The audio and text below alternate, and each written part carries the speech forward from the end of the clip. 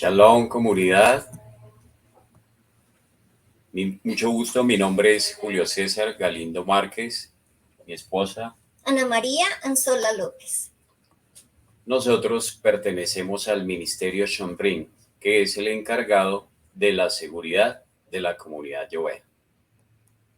Bueno, antes de dar inicio a nuestra parashá, quería comentarles un poquito de quiénes somos, quiénes conforman nuestra familia. Bueno, como decía Julito, pues Julio y yo, padres de 4 hermosas hijas, Catherine, Luisa, Camila y María Ángel, conformamos esta familia. Nuestra hija mayor se casó ya hace unos añitos, su esposo Sergio Díaz y su hijo, nuestro hermoso nieto, Hanok Díaz Galindo. Bueno, a nosotros nos correspondió Parashá Kitetse. Bueno, en esta parashá encontramos en la parashá número 49 y significa cuando salgas a la guerra. Esta la encontramos en Deuteronomio capítulo 21, 10 al capítulo 25, 19. La Haftará en Isaías capítulo 54, versículo 1 al 10. La Brit Hadashá en Mateo capítulo 5, versículo 31, 32. Y capítulo 19, del 3 al 12. El Maftil, en Deuteronomio capítulo 25, del 17 al 19. Esta parashá es rica en contenido y en ella encontramos 74 mandamientos. Bueno, para dar inicio al comentario que lo tiene Julito, acompáñenme por favor a una oración. Padre, ponemos delante de ti este tiempo, Señor, que seas tú guardándonos, Señor, permitiéndonos estar dispuestos con un espíritu humilde y recto, que todo lo que estorbe en nuestros corazones sea quitado y nuestras vidas para que tu nombre sea glorificado, Señor. Para que podamos tener un tiempo con shalom, entendimiento, para dar una enseñanza con amor en tu espíritu, en el nombre de Yeshua. Amén, ve amén. Amén. Bueno, ahora sí, le doy la bienvenida a Julito, que él es el que va a explicar los temas. Muchas gracias. Tenemos en esta parashá los temas. Le voy a pedir el favor a mi esposita para que los lea. Deuteronomio.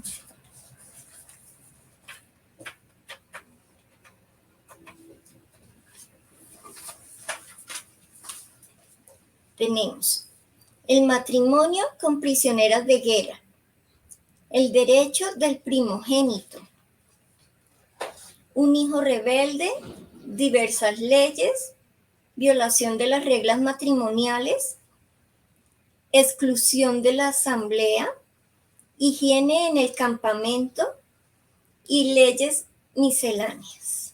Bueno, muchas gracias. Bienvenida, Julito. Gracias.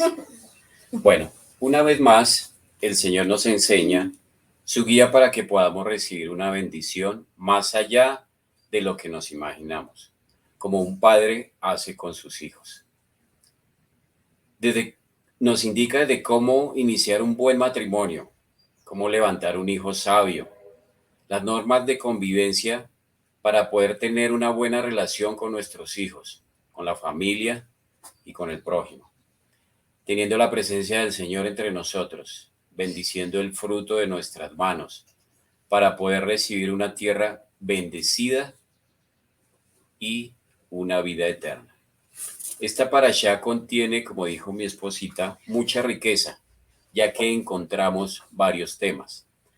Uno de los temas que queremos tratar es cuando salgas a la guerra. En este caso, hace referencia a la inclinación al mal. Nos dice que primero que todo debemos tener claro que el Señor nos entregará al enemigo y nos dará la victoria. ¿Cómo lo debemos hacer? Teniendo en cuenta que el Señor se va a glorificar y nosotros debemos menguar. Cuando el Señor esté actuando en nuestras vidas, sabemos que nosotros debemos inclinarnos para que el Señor actúe. Nosotros para llegar a la batalla debemos tener una estrategia y un orden, porque sabemos que planes bien pensados son pura ganancia. Debemos tener confianza en el Señor para que nos dé la fuerza, la templanza y la valentía para superar cualquier obstáculo. Me llamó la atención una historia que vi en el momento que estaba estudiando, que dice así: durante 50 años, muchos atletas que no podían superar los récords mundiales en atletismo, les era imposible correr una milla en menos de 4 minutos. Pero en el momento que el primer atleta rompe el récord, todos empezaron desde ahí, en los siguientes años, en los siguientes meses, a superar todos los récords. Aquí podemos ver que el obstáculo era mental y no físico.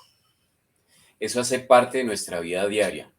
Si nosotros tenemos en cuenta que siempre vamos a tener la ayuda del Señor y que Él nos dará la victoria, con nuestro Yeshua tenemos claro que no hay límites ni obstáculos en todo lo que creamos, en nuestro corazón y en nuestra mente. Nosotros también debemos tener en cuenta que la batalla es constante, que nunca va a parar, porque el enemigo no descansa. Y el ser humano, lamentablemente, todos los seres humanos, tenemos la inclinación al Yetzer Hara. Entonces, así tú sientas que has ganado la batalla en oración, recordemos que es solo una parte, puede ser en un momento, en un tiempo, en un día, pero todos los días vamos a seguir luchando. No debemos bajar la guardia, porque aquí es cuando el enemigo aprovecha. Dicen también los sabios que en el mes de Elul, ya eso es como tema de investigación, se intensifica la lucha contra el Yetzer Hara. Esto es para los que les gusta profundizar bien en la Torá. Debemos estar pendientes en ese tiempo, ¿sí? Pero también debemos estar pendientes de todos los días del año y todo el momento, ¿no? A todo momento, porque lamentablemente con un pensamiento, una palabra o una acción, ya podemos perder la batalla. Hay que estar en guardia siempre. Siempre debemos estar en guardia. Cuando llegue el ataque, como en el Krav Maga, ¿sí? La consigna en el Krav Maga siempre adelante, pero nunca hacia atrás o hacia un lado. Pero siempre debemos ir hacia adelante, porque recordemos que Amalek siempre estará, lamentablemente, en nuestras vidas. Debemos contraatacar con toda la fuerza para no dejar rastro del enemigo. Pero también debemos saber que lo mejor de todo esto es que el Señor está por encima de todos, está por encima de todo.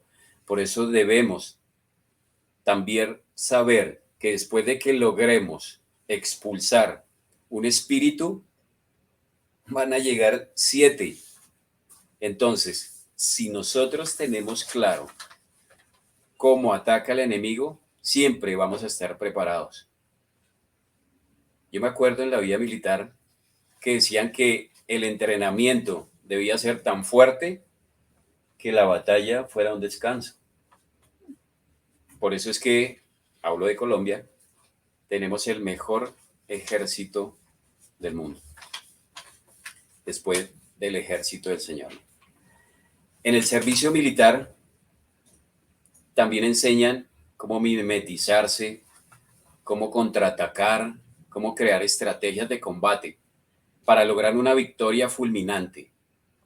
Pero también el enemigo sabe cómo elaborar estrategias y copiar todo lo que hacemos. Se infiltran, copian todo, hacen inteligencia contra inteligencia. Ahí es donde nosotros debemos lanzar nuestro contraataque, el cual nos ayuda a saber quién es el enemigo, de dónde viene, cómo actúa y hasta cómo piensa. El Señor nos enseña que debemos ser astutos como la serpiente y mansos como la paloma. Incluso el enemigo trata de engañarnos, y más hoy en día que lo estamos viendo tan palpable, disfrazando el mal para que parezca bueno. Y esto hace llegar a confundir un pueblo, a un país entero, como lamentablemente hay hoy en Colombia y en los demás países. Una sociedad, una familia y una persona.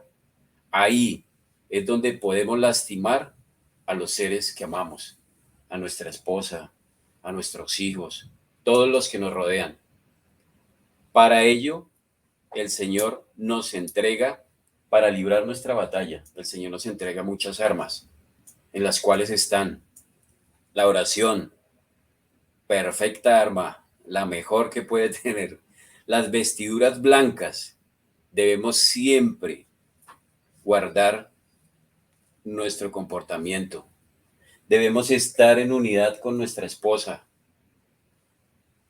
y debemos tener las flechas en nuestra aljaba, que son nuestros hijos. Pero también vamos a ver cuál es la estrategia que utiliza el enemigo para atacarnos. Siempre el enemigo va a atacar primero los pensamientos. Esto también hace parte del estudio de la Torá profundo, igual para los que les gusta la profundidad en la Torá.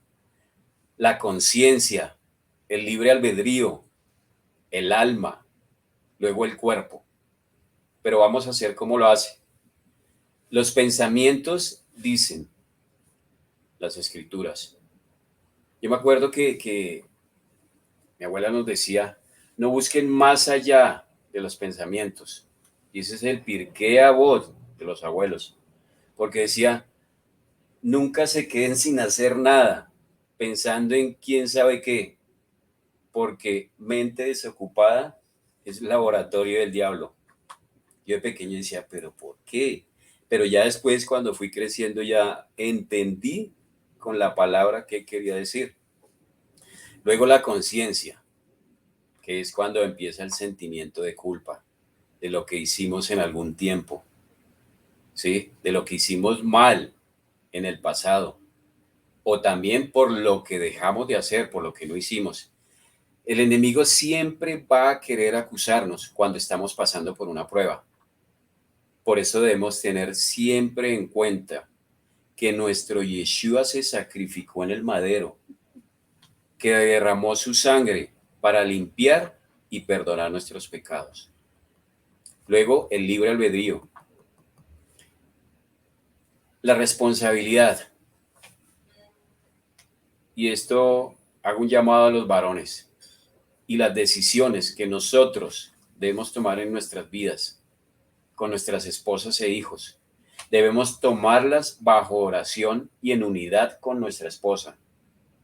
El estudio y la enseñanza de la palabra, primero que todo, debe ser responsabilidad de nosotros como sacerdotes en nuestro hogar, porque esto genera identidad. Cuando lamentablemente estos primeros flancos de los que le he hablado se rompen, es cuando se empieza a afectar el alma. El alma se afecta con palabras, groserías, palabras indecentes, con pensamientos, con inclinaciones al mal, sin preocuparse si está bien o está mal. La persona lamentablemente queda sin dominio propio, sin carácter. Y lo peor sin temor del Señor. En pocas palabras, pierde la vergüenza. Ahí es cuando se transforma en un animal que solo tiene alma.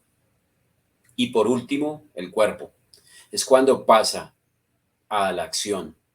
Es cuando el hombre se vuelve violento, cuando hay inmoralidad sexual, cuando se va tras dioses extraños, a lugares donde no debe estar, llevado por emociones. Se pierde toda la razón en el templo, que es el cuerpo. Es profanado nuestro cuerpo y lamentablemente es cuando decimos que la persona ya tocó fondo y el enemigo triunfó. Para que esto no suceda, debemos siempre estar preparados, lo que hablamos al principio, y fortalecidos con las armas y las estrategias que nos da el Señor, recordando que nuestro Yeshua nos pondrá por encima de nuestros enemigos, que el plan siempre debe estar bien diseñado y cumplirlo todos los días, al pie de la letra, en cada momento. Siempre debemos pensar que el enemigo está en la puerta y que si tú no lo enfrentas, nadie más lo va a hacer por ti. Si nos preparamos de esta forma, vamos a poder vencer al enemigo, exaltar el nombre del Señor y ser testimonio para nuestra esposa, para nuestra familia y todos los que nos rodean. Debemos esperar que el Señor también dé la orden, como en la vida militar. Siempre debemos esperar para decir, sí, Señor, y que decida qué debemos hacer, por duro que sea, teniendo en cuenta que el ejemplo de nuestro Yeshua, de la aceptación y de la voluntad, así no estemos de acuerdo, ya que nuestro Abba siempre va a querer lo mejor para nosotros y va a estar formando nuestro carácter. El estudio de la Torá no solo debe llenarnos de intelecto, sino también debe llevarnos a la acción. Debemos vivirla por medio de nuestro Yeshua. Los estudios de la Torá afirman que cuando no se vive, y esto suena duro, esto va a sonar duro, pero debo decirlo porque dice que cuando no se vive la Torá, sino solamente se estudia, es como un burro cargando libros. Por eso el Señor nos dice, debemos destruir al Amalek con autoridad, sin duda y con acción, para que nuestros hijos aprendan a actuar con autoridad cuando pasen por una tentación. Perdón.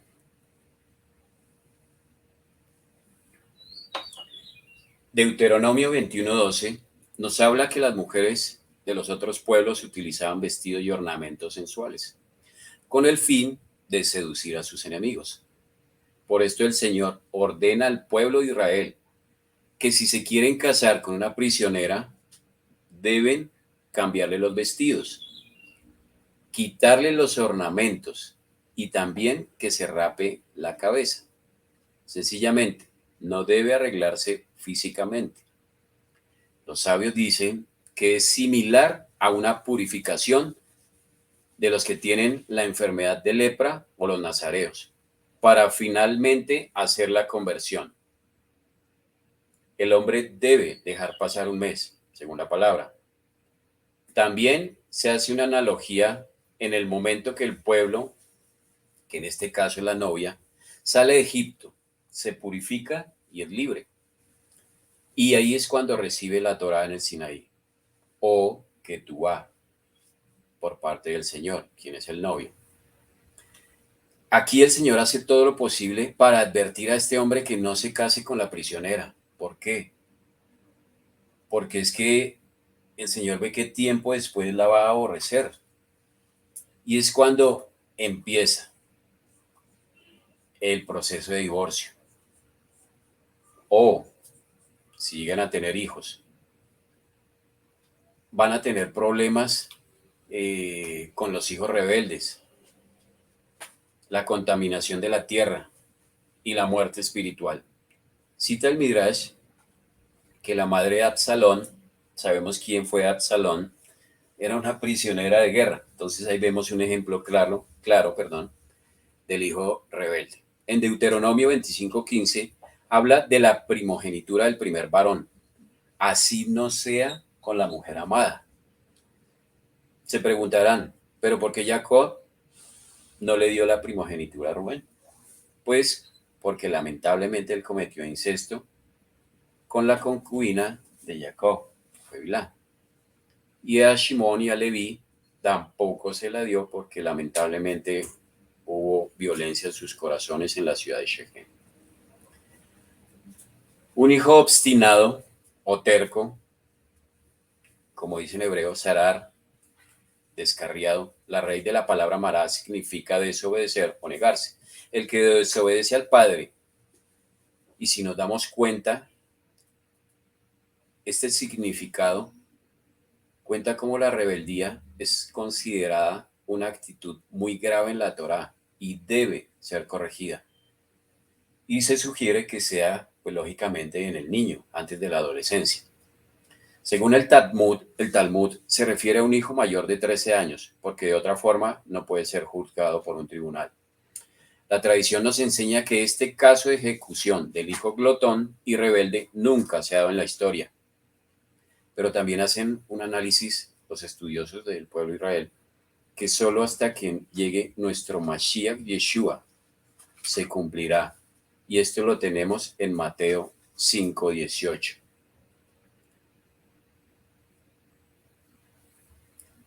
Nosotros los padres debemos enseñar a nuestros hijos, los hijos que el Señor nos dio, a no ser esclavos, pues lógicamente de los deseos, ¿sí? A dominar sus impulsos y que sean dirigidos por los principios que nosotros les dejamos. La falta de dominio propio también es condenada en la Torá.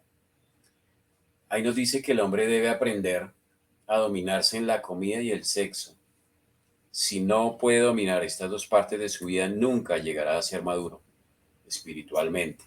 También vemos que la borrachera es condenada por la Torá. En Deuteronomio 21:22 nos enseña o nos explica qué hacer con el cuerpo después de muerto. Dice que debemos enterrarlo el mismo día, porque o si no, si lo dejamos expuesto, la tierra se contamina. Dice también que en Deuteronomio 22:1 que no debes tomar lo que no es tuyo, y habla desde un buey hasta una propiedad. Dice también que la mujer no vestirá ropa de hombre, ni el hombre vestirá ropa de mujer. Según Rashi, nos explica que cuando se va a cometer o se va a realizar un acto impuro.